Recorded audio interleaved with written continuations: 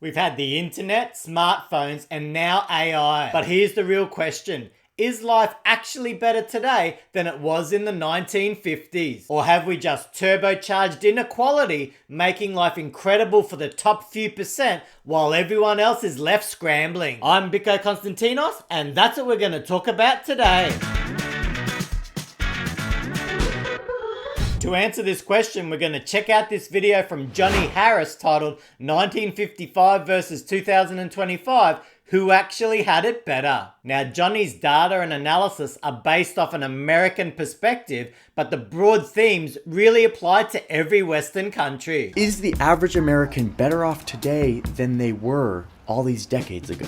Does the typical American make more money, have a better chance of owning a home? It's an important question because this graph shows that our economy has grown immensely since the 50s. Australia has also seen amazing economic growth since the 1950s, especially considering we've got some of the most sought after resources on the planet. That would ensure that Australia is one of the most richest countries in the world and rewards its citizens handsomely and tries to evenly share that wealth for all Australians. Wouldn't it? And in all of this, I want to get to the bottom of perhaps one of the most important questions in our country, which is everyone able to move up? If they work hard enough or if they get educated, can you climb the economic ladder? For many years in nearly every Western country, every citizen had the opportunity to do extra study or extra work to try to benefit themselves financially. It's what we'd call an egalitarian society, where every citizen has the same opportunities, or what you might call in Australian lingo,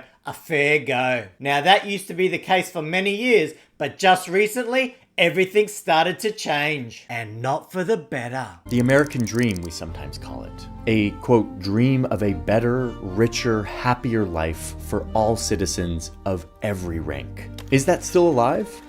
And if not, why? And if you were to say the Australian dream, to most people, that would mean being able to own your own home with a yard. To own that little patch of dirt which you could build your life from. So it's the 1950s here in America. I work in this car factory. It's one of the many factories that was converted from making weapons to now making valuable stuff that we're shipping around the world. Australia used to make valuable stuff, but all we seem to do now is buy and sell properties to each other and somehow pretend this is a great way to grow the economy. I am making an average income. So my income right now is $4,400.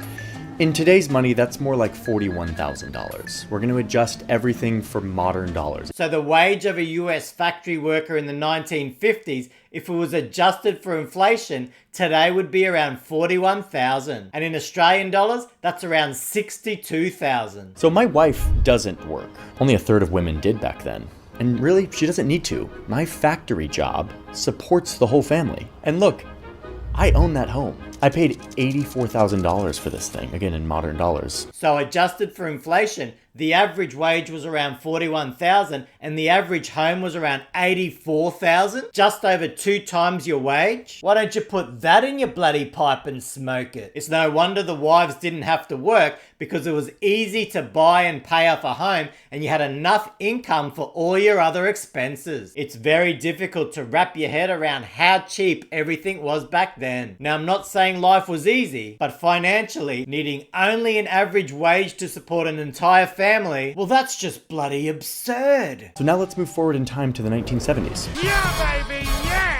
I'm still working in a factory. I now earn about $66,000. I had to pay $230,000 for this house. Housing is getting more expensive, and the government is raising the interest rate to slow down inflation, which is making my monthly payment a little more expensive. So housing was starting to get more expensive, and women in the workforce was getting to around 50%. So in the 70s, there was still around half of all households who were able to survive financially just on one income. Yes, things were starting to get more expensive, but living standards were still extremely good. And look, my income continues to grow at the same rate as the high income and low income earners in our country. The growing economy is being shared by these different income groups. That's an amazing chart. If you were a lower income earner, but your wages grew pretty much the same as higher income earners, then you probably wouldn't be too upset about it. Their wages are going up, your wages are going up, so everybody's pretty happy. Let's see how they continue as we move on to the 1990s. So I still work at a factory. My household brings in $76,000 a year. You start to see that wages don't really go up much over the decades, but because houses were cheap, as long as you owned one, it didn't matter too much because you were able to survive. But imagine fast forwarding and wages remain low while house prices went through the freaking roof. Now sadly, we don't have to imagine now, do we? Check out my cool 90s house.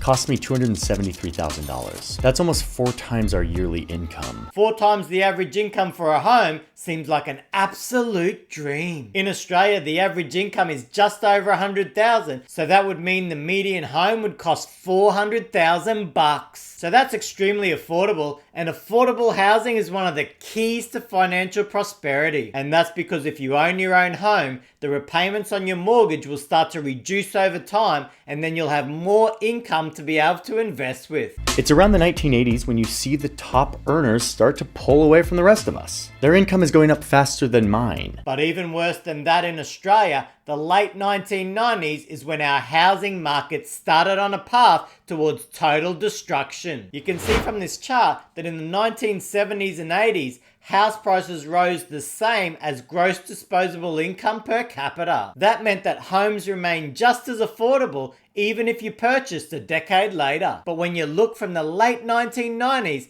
house prices started growing monumentally faster than gross disposable income per capita. So just in real terms, most average workers in the 1970s, 80s and 90s could afford their own home. But from the 2000s onwards, it's becoming more and more difficult for full-time workers to buy a home. And today it's become almost impossible unless you have help from your parents. And that's completely shifted the financial opportunities for our society. In the past, almost everyone had a fair go to try and prosper financially, but today, prosperity is more dependent on how much property your family owns. As a country, how the heck have we allowed this to happen? We're arriving to the 2010s. I don't work in a factory anymore.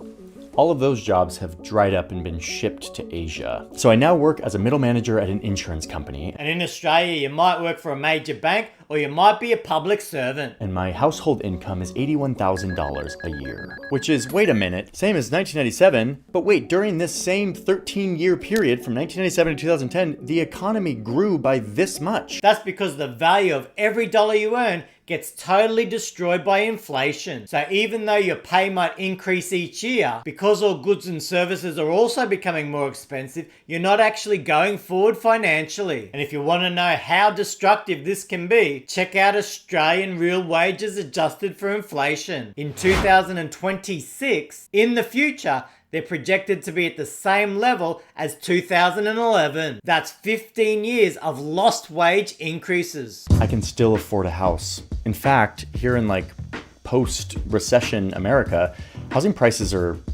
actually pretty low. This is how you know the Australian housing market is totally screwed. After the GFC in the US and many other countries, house prices plummeted by large percentages. But guess what happened in Australia?